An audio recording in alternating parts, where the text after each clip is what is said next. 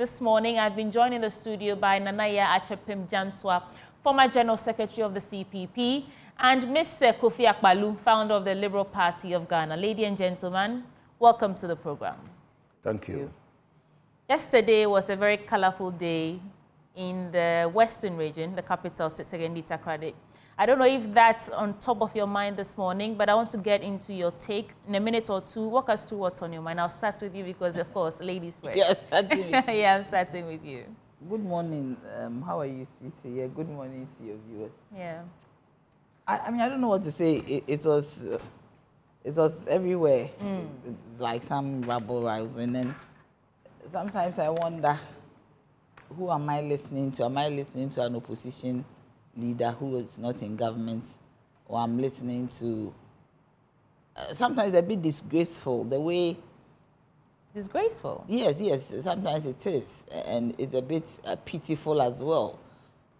And I wonder what is happening. At a point, looking at the demeanor of His Excellency Nanado, he didn't even look happy. It's as if he had found his face, and he was making some facial gestures. When Napo was speaking, His Excellency Bawumia too was like putting his hand like, hey, be careful. I mean, it was, and when he himself came. But he should be careful. No, but the gestures, his track record. No, the gestures were too. For yesterday, I think that Napo stayed on track. Because this time he read from his. Yes, he stayed on track, but he should have given us a bit of what he's coming to do with his flag bearer. The accolades were too many. Right. And these days, it's as if any time he gets the opportunity, he's giving accolades to His Excellency, and it always lands him into trouble. But this time around, he escaped it. I mean, he stayed on track. Whoever is managing him is trying to put him in this bind. But you could see he was struggling. That is not Napo. But the Napo we know is unscripted. That is uncensored. Yeah, so yesterday you could realize that. But the whole thing was, for me, I said, what is this? You are already in government. I always thought that His Excellency Bawumia would tell us what Nanado has done, then what Nanado couldn't do, and that he's coming to continue. Because Nanado himself said that everything that he did it with Bawumia. So now you are saying you have your own vision and your own agenda. It's a bit innocuous. It doesn't sit very well. Okay. Yes. Mr. Akpalu, what about you?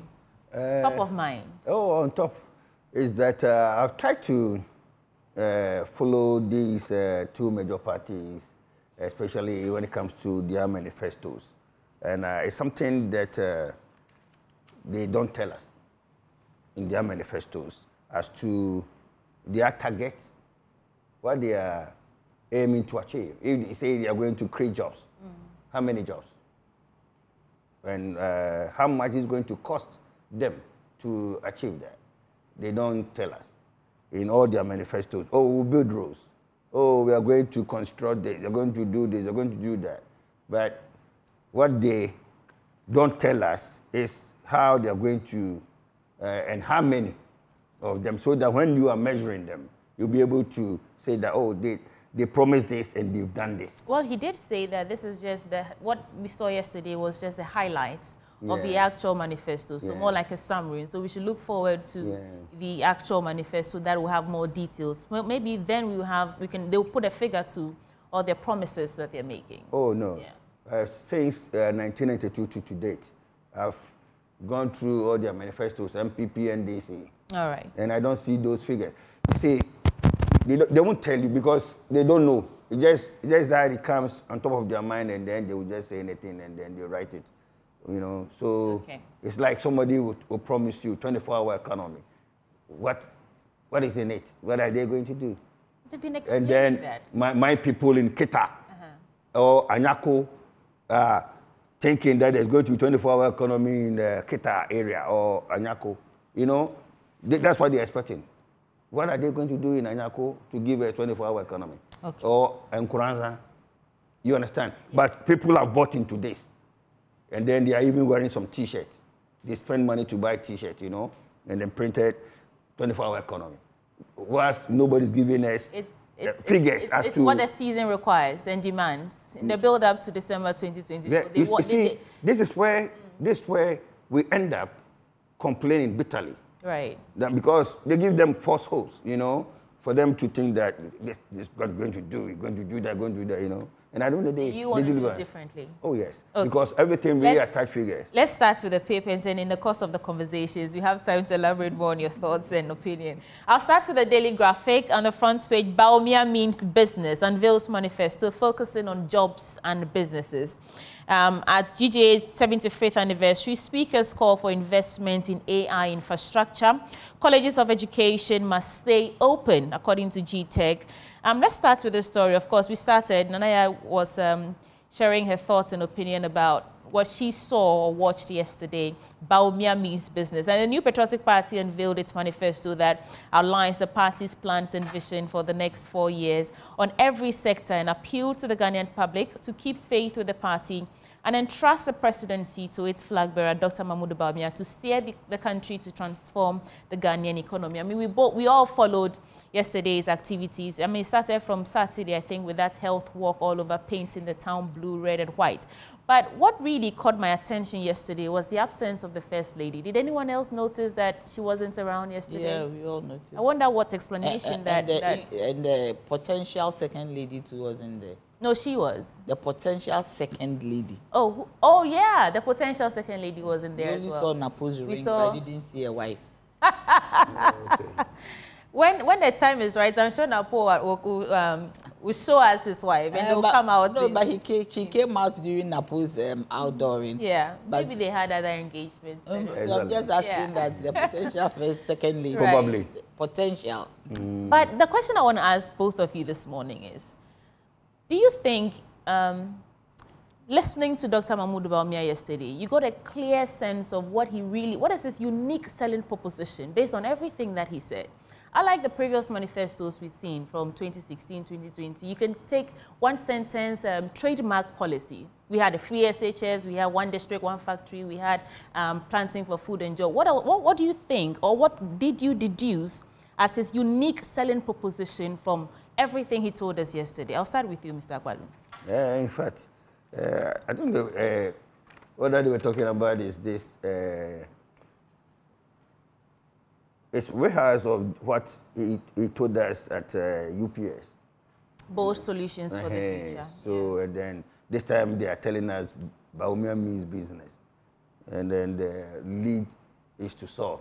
I think that's the lead task. But like I can agree with you, because I'm not getting the exact area that they are coming to. So maybe it will take some time for us to understand exactly where they are heading towards, and then the main focus area, because it's like everything has been put together. Right. So you are not able to, yes, because the 2016, they were telling us one district, one factory. So you were expecting some factories, and so. Well. Yeah. Let's wait and see how that plays out. Nanaya. You see, you're seriously making some notes, and I want to know what you're writing. No, I'm just looking at some of the things that he's talking about. He has bold solutions, 9 initiatives to stimulate SMEs. But the overarching issue that makes SMEs not thrive are imports. Do you get me? The kind of competition that is in there, that they cannot compete with the imports that are coming in, because at the end of the day, their cost of doing, with all the taxes and all the issues, their cost of doing business is higher than those imported from places like China, Pakistan, and all those other places. So I was looking for a well thought out, elaborate import substitution plan. An import substitution plan that will move government or Ghana from importation to looking at the local industry, looking at boosting internal investment. That would also bring down the pressure on our cedi, as in the forex and the exchange. Do you get me? Yeah. But I didn't see anything like that. he's talking about a flat rate on imports. Yeah. Then it means you are still encouraging imports when we want to have a homegrown solution. But he also mentioned that Ghana First, he's going to encourage, but whatever it is, you don't encourage with your mouth. You encourage with policies. You encourage with structures. You encourage, people to go into businesses. Right. You remember in 2001, when President Kufuor became president, he made the system so flexible and put in policies to promote SMEs. That I even remember, I once saw a shoe shine boy. These days you don't see them. He was walking around with his box. And so, vigorously working. And he said, Kufuor has made things easier. Now we can even take small loans to work. And everybody was trying to do something. Right. Do you understand? With a presidential initiative of garments and textiles by Alan Chematin, yes. Everybody did their own concerning promoting SMEs. Do you understand? His Excellency Mahama did the same. Everybody has done their own, but he's always talking about imports. How do you stimulate SMEs when there is this competition and businesses are going down?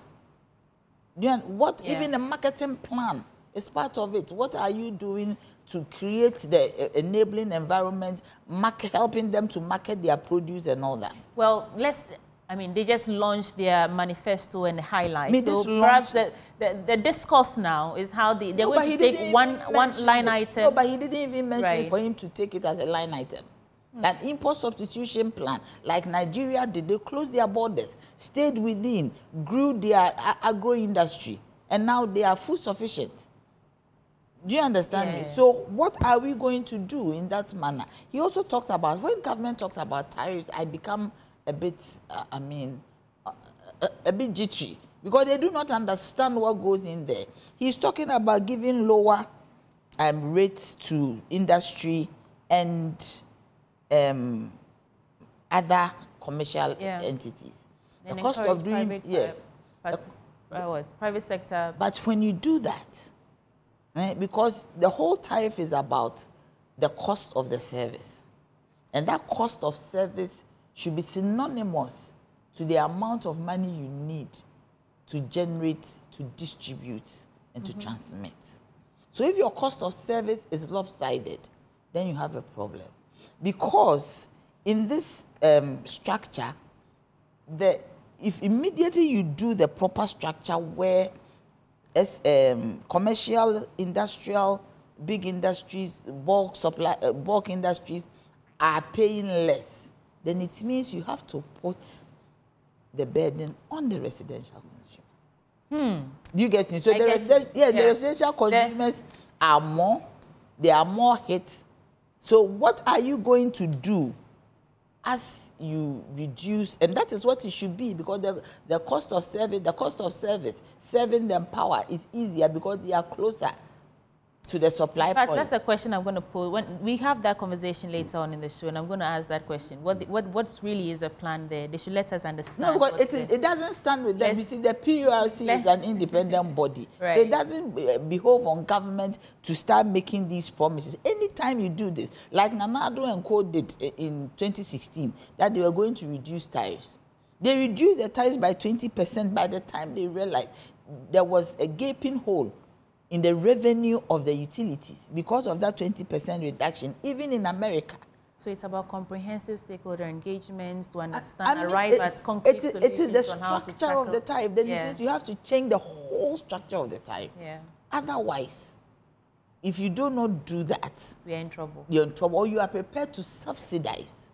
So that if you then subsidize, then those in the residential class would be able to manage. Then those down there would also, that is the bulk customers, would also get their due, that's their actual tariff. If you don't do that, then there'll always be a cross-subsidization within the tariff. Let's do some other stories. So this Mpox, Europe rushes to contain Mpox. Luckily, we still don't have it yet here in Ghana, but it's in Nigeria. Yes, but the Ghana Health Service has heightened, awareness creation, surveillance to monitor and combat just in case it reaches here. now that our neighbors have recorded. But we have a porous border. The people are here. God is with us. Let me just read a bit of the story and then we'll move on to others. Europe is rushing to contain an outbreak of a new and more deadly strain of Mpox, which originated in the Democratic Republic of Congo. And last Thursday, Sweden became the first country outside the continent to confirm a case of the more easily transmittable Mpox, with Pakistan announcing one on Friday. So the World Health Organization earlier this week declared the spread of the new strain a public health emergency of international concern. So everyone take note and be careful. Now let's do the story about AI infrastructure that has been encouraged. At the 75th GJA anniversary, the speakers are calling for investments in AI infrastructure. And I think that's the superpower we need these days. And the fourth industrial revolution is actually here. So what is the story? Artificial intelligence is the future of journalism, and as such, media organizations need to invest in both newsroom infrastructure and human resources to leverage its potential. So there are some concerns that AI could actually replace journalists. But what do you think? Today, if I go to ChatGTP, it can write a complete article for me. I just need to feed it with facts, and data. That it can give you questions to probe an issue.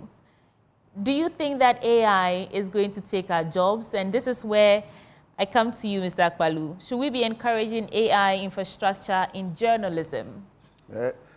Technology in itself won't take away jobs. It will rather create more jobs. And enhance it. Yeah, and enhance it. Because, like you are saying, it's asking you to do further research on certain things, because it will probe some of the questions that you did mention. So to us, as a party, LPG, we believe in transforming Ghana with technology, transforming lives with technology. So technology is something that we should all embrace and invest in it. So I will go with the core, right, that we should put more money, more investment in AI. But I think this one is directly going to these the journalists or the industry. Yeah, but it should be something that it should be everywhere. Okay. Because this is the way forward. And Ghana, we should find money and invest in that. That means that we have to train more people. Whilst we're investing in infrastructure, we have to also invest in more people for, at the end of the day, people are going to use it. So I think it's a call in the right direction. Okay. Nanaya, before I come to this colleges of education story, what do you think about AI? Yeah. This AI thing you're talking about, you see, digitalization and technology, they have their limits. And yes, it's come, it helps us and all that. But there was a time, I don't remember, I put some name in it and I needed AI to tell me what it is. I was testing AI. Okay. The answer I got is this one is not familiar to AI. Yeah. Do you get? So it is telling me that it is not everything that AI can do. Okay. But so we shouldn't depend on AI, solely. And because of these technological advancements and platforms, you then realize that people are not reading. But reading also stimulates your mind. And it's also making our students lazy. Some people just, plug in some guess questions or past questions, and AI brings everything out. If you are not careful, you would be an educated person, but very hollow. Right. So I do not think that it is good for us to get assistance from technology, but it is also not right. It doesn't mean that we should depend on it solely. You need to do your research and do it properly, because there are times that even the AI information that comes up is not as sacrosanct as it should be. Yes. So we need to be careful how we depend solely on AI for information. We need to do a lot of research, go into history and do a lot of research to enrich our work. But no doubt that investing in infrastructure and journalism will rather help to make the work faster and easier. In terms of access to information. Yes, as far as AI is concerned. Yes, search. There are so many search engines. There is Google. There is AI. We shouldn't just negate the old one. Google that has helped us all these You know, years. And now we are saying everything is it's like we turned Google into Abrowa and we are now Gen Z. Yes, we are now Gen Z. We need to look at it carefully. This colleges of education, who have just about a month to the end of the semester, the CTAG. The CTAG strike. Now, some teachers are calling that they just close down the semester completely, so that close down the school so that the students can go home and prepare financially and psychologically for the next semester. Because teachers are not in the classrooms. Nothing is going on. There's no learning and teaching activities going on. But I think the directive is coming in that they should stay open. That is according to GTEC. So let me read the story. The Ghana Tertiary Education Commission has directed all 46 colleges of education to remain open until further notice. And this is coming in wake of calls from various stakeholders, including the leadership of affected students, for the colleges to be closed until striking members of the colleges of education, Teachers Association of Ghana, return to the classroom. But GTEC is saying in a statement issued last Friday, addressed to all principals of public colleges of education, said, as of today, August 16, the Commission has not reached such a conclusion, that is to close the schools, and neither has it been directed by the Minister of Education to do same. Should we really keep these students in schools when there's no teaching and learning activity going on? They're spending money every day to buy food and other necessaries. They're just walking around the campus. Yeah. And the authorities have still yet not reached any conclusion with that striking teachers on how they can return back to the classroom. And GTEC is saying they should stay open. Mr. Akbalu? Yeah, I think it's something that, in fact, I don't even understand why this small issue cannot be resolved. You know, what are they, the teachers asking for? What are they looking for? Money. Money. The allowances. Yeah. So you have to meet them, talk to them, and then find amicable solution, because they are human beings. You know, we are depriving our young people the opportunity to finish school on time. But this thing has been going on in this country for so many years. They waste your time. Teachers will be going on, the lecturers at the universities will be going on strike and all those kind of stuff. You know, since my eyes open, there's no single year that you will not hear this kind of strike, especially when it comes to the teaching industry. You know, it's like, I don't get it. It's something that we should all find a lasting solution. And this has gone on for more than 60 days. It's not right. It's not right. More than that. You know? I don't get what really is the issue. In 2023. Yes. Yeah, it's not right. What really is preventing the, I don't know who's supposed to, but the Ministry of Education to call these teachers and say, listen, maybe we cannot meet all your demands, but we can meet you halfway. Can you return to the classroom? Well, we cannot migrate you to, the level of other traditional teachers, but we can at least pay your allowances. What really prevents them from having a conversation like that? What they are looking for should be given to them. It will not cost this country anything. The country will not collapse. Exactly. We should give to the teachers so that they will go back to school and teach our young people. Because we cannot invest in these young people for 3 years from, what do you call the SHS? Right. And then they come out, they are doing this program. And then you end up destroying their future, wasting their time. Time is of essence here. And then, so let's give the teachers whatever is due them for them to return back. But sweetie, the point is that the GTEC too is not helping. You get me? What is his name? The head of the GTEC? Something Jinapo. Yeah. I think it's something. He's also not helping his utterances in the way we should be engaging the teachers. Yeah. You get me? That's he's a commissioner or the chairman. Yes. He's a chairman for the commission that regulates the colleges. So I think that he should engage them, because it's been a while and it's becoming too protracted. And it's about money, and it's about allowances, and it's about the livelihood of the teachers. And this is not just any ordinary students. These are teachers who are going to teach our children. Exactly. They are going to teach leaders of the future. And they are missing a whole semester. It's not right. I mean, it is not right just because of allowances. How much money did they spend on the Manifesto launch? How much money have they spent on the National Cathedral? You see, priorities in this country should be very, very, very important to us. And especially this government should know. When you speak, they will label you right now. But this is very unfortunate. It shows that they don't even respect teachers. You see, sweetie, between you and me and Kofi, it is a teacher who has made us like this. Of course. Fundamentally. Of course. If we didn't go to school, we wouldn't be able to even put our thought processes together. And imagine if the teachers had taught us that this thing is called a bicycle. Yes, you will all be done walking around. Yes, yes. Oh, yeah. Forever say it's a bicycle. Do you get me? And especially they take their time to teach us and construct us and even mold us in school.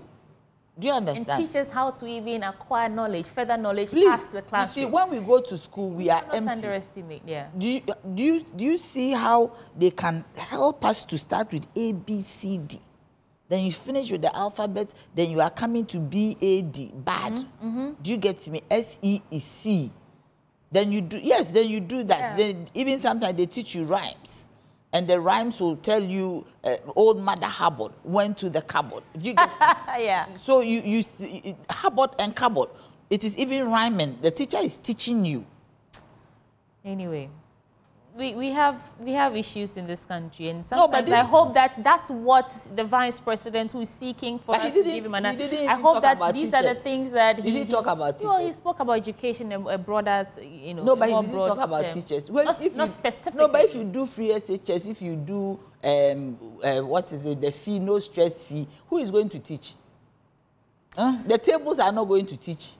Is it safe to say that the bus stops with free SHS, or is that an overstatement? But let's get into your papers, because we don't have enough time. Mr. Kwa, let me start with you. You have the Custodian newspaper.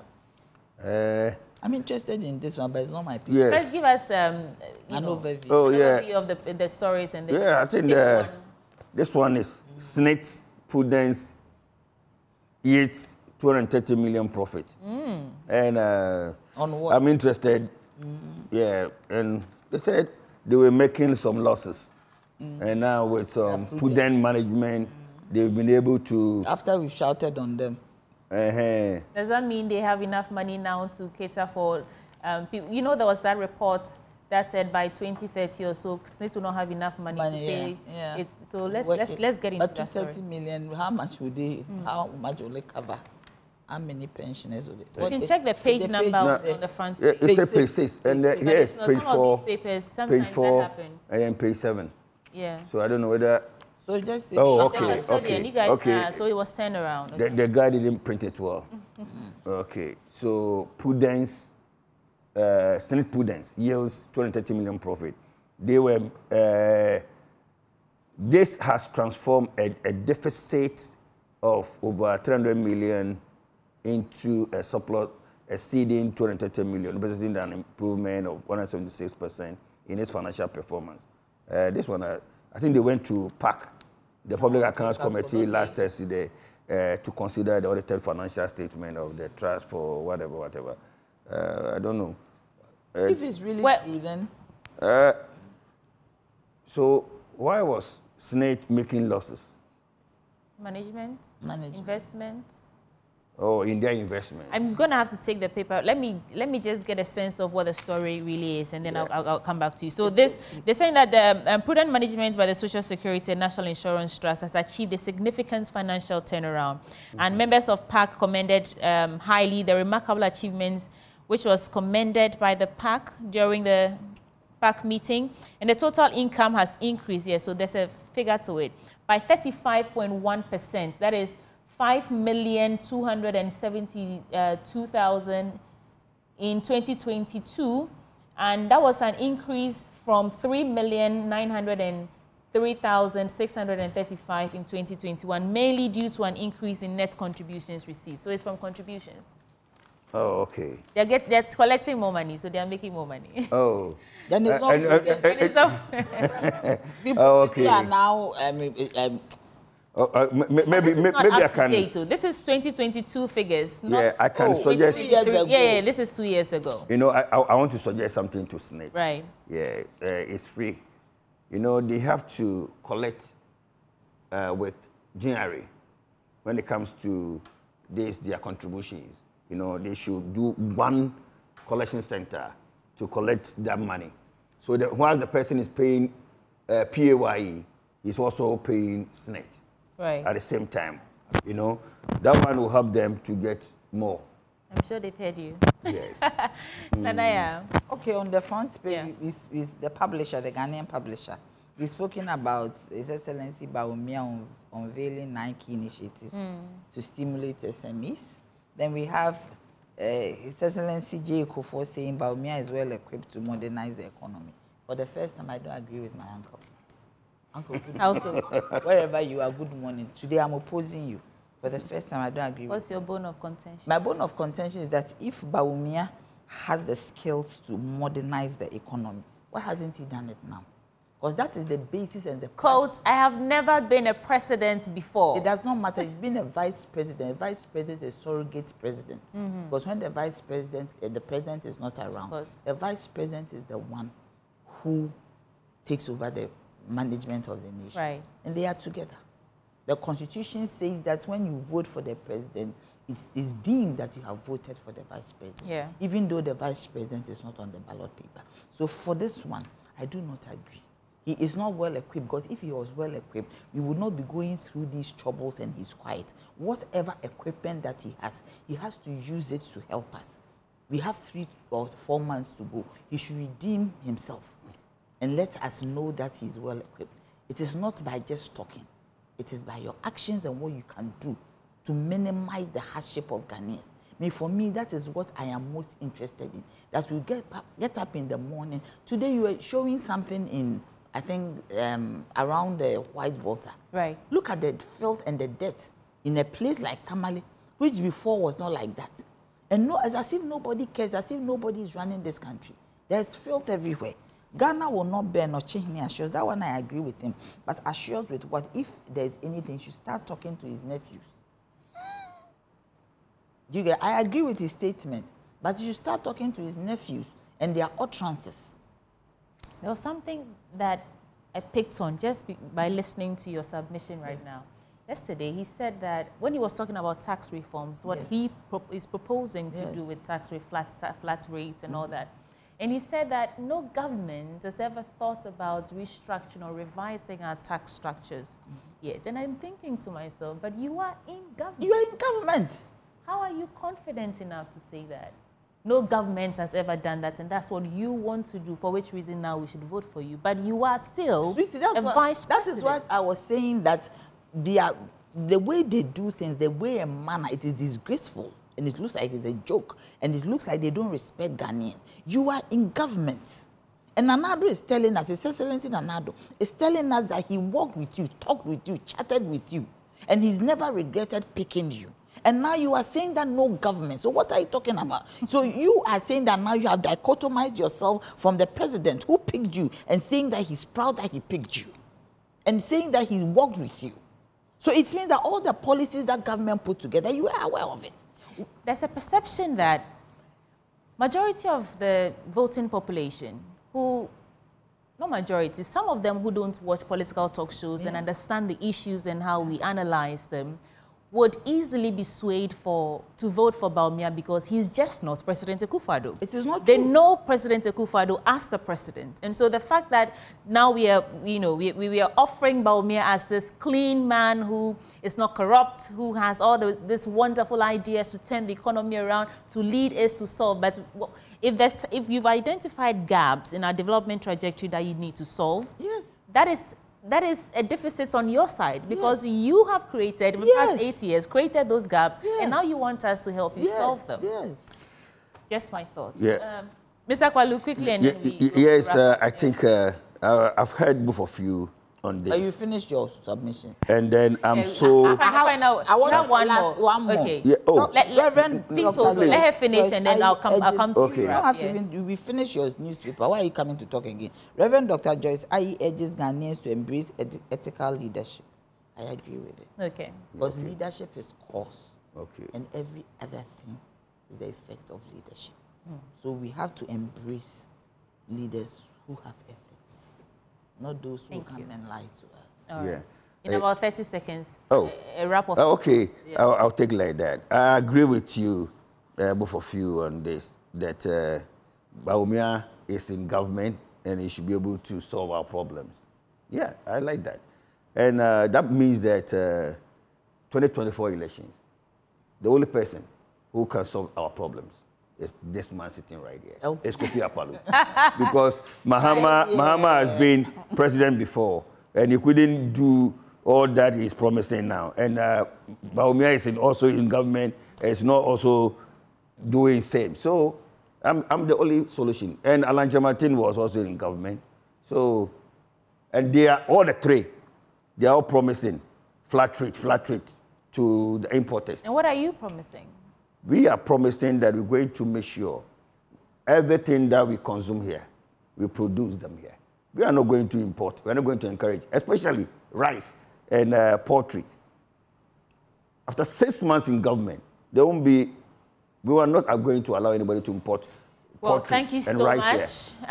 My panel for this morning's news review. I have to let him pay. You have to pay. Come to advertise and campaign on our channel. Oh, okay. Jantuah is former General Secretary of the CPP, and Mr. Kofi Akpaloo is founder of the Liberal Party of Ghana. And those were my panel members for the news review segment. But before we go, Endpoint Homeopathic Clinic is still offering free prostate screening and free fertility screening at their various locations in Accra on the Spintex Road, opposite the Shell signboard, in Kumasi, Kronoma Bunya, behind the Angel Educational Complex, in Takrade, Anaji Estate, in Tema Community 22, in Techiman Hanswa, in Esiama, in Zima. And you can simply call them for inquiries on 0244 867 068 or 0274 234 321. Endpoint Homeopathic Clinic, the end to chronic disease. Bringing us to sports up next. Stay tuned.